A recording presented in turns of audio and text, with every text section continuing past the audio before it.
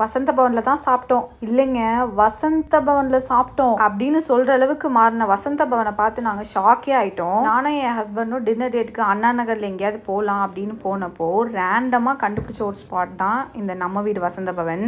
எல்லா வெஜ் ரெஸ்டாரண்ட்ஸ்லையும் இருக்க regular menu தான் இருக்கும்னு பார்த்தேன். ஆனால் Chinese, continental, south Indian, north Indian, பேஸ்ட்ரீஸ்னு எக்கச்சக்கமான ஆப்ஷன்ஸ் இருந்துச்சு.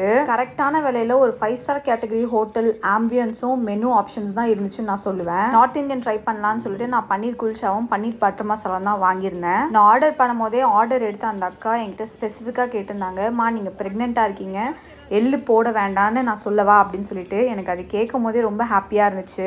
அந்த ஆம்பியன்ஸ் சர்வீஸ் மட்டும் இல்லைங்க, அந்த பன்னீருமே அவ்வளோ சாஃப்டாக ரொம்ப டேஸ்ட்டாக எல்லாமே பர்ஃபெக்டாக இருந்துச்சு. லைட்டாக நானும் என் ஹஸ்பண்டும் கொஞ்சம் கொஞ்சம் சாப்பிட்டுட்டு அப்படியே நான் டெசர்ட் செக்ஷனுக்கு பாஞ்சிட்டேன். அங்கே போனால் எக்கச்சக்கமான ஆப்ஷன், எதை பார்த்தாலும் வாங்கி சாப்பிடணும்னு தோணுச்சு. அப்புறம் கண்ட்ரோல் வித்யா அப்படின்னு சொல்லிட்டு ஒரு ஐஸ்கிரீமும் ஒரு குக்கி மட்டும் தான் வாங்கினேன். ஏன்னா ப்ரெக்னென்சியில் குளுக்கோஸ் லெவல் ஈஸியாக ஸ்பைக் ஆகிடும். ஆனால் நீங்கள் ஒரு டெசர்ட் வெரியன்னா கண்டிப்பாக இந்த பிளேஸை ட்ரை பண்ணி பாருங்கள். தி பெஸ்ட் டெசர்ட்ஸ் இங்கே இருக்குன்னு தான் நான் சொல்லுவேன். ஏன் சொல்கிறேன்னா, இந்த ஒரு குக்கியே என்னை பயங்கரமாக இம்ப்ரெஸ் பண்ணிடுச்சு.